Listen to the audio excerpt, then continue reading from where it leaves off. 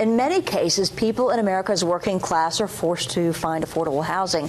Many of them end up in extended stay businesses like one in East Ridge, the same complex that is the center of a severe child abuse case. Alyssa Sperato spoke to social justice advocates about the struggles of staying off the street. Alyssa.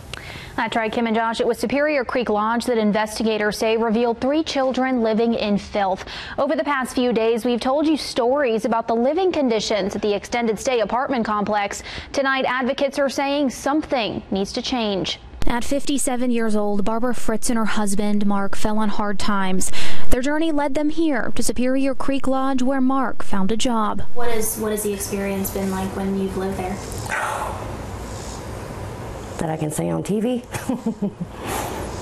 Hell. For the first year, Fritz says they paid about $800 a month for rent, leaving them with only about $300 to survive. It wasn't as bad for Mark and I, but I know of a lot of people that were there that struggled and struggled, and $3 short of rent, and they wouldn't accept it. It's realities like Barbara's that has the Chattanooga Organized for Action group lobbying for change. That's very common. A lot of times you see this as this is really the only option for people, and so the advantage that's able to be taken comes up with exorbitant rates that, as a poor person put in that position, you really can't afford. Michael Gilliland says what they found is that 25% of renters spend 50% of their income on housing alone. I think you see that as Chattanooga sinks deeper into an affordable housing crisis and poverty rates continue to rise, you see more and more families looking towards extended stay lodging as a way to stave off homelessness. Gilliland says a big problem is the lack of resources. Yes, there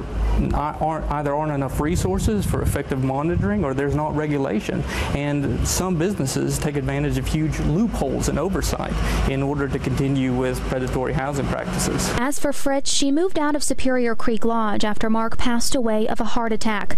She's now relying on family to make it through. Stop taking advantage of the poor people and the less fortunate people.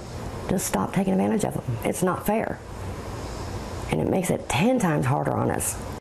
There's also a question tonight on who regulates these types of businesses. Robert Wade with East Ridge Police says there is a process of inspecting interior living conditions, but it can only be done with cause. He asked the superiors if this most recent case would qualify for a check, and he was told something is likely in the works. Kim. Alyssa, thank you. We tried a second time to talk to Superior Creek Lodge manager Teresa Dampier, but she refused to speak with us.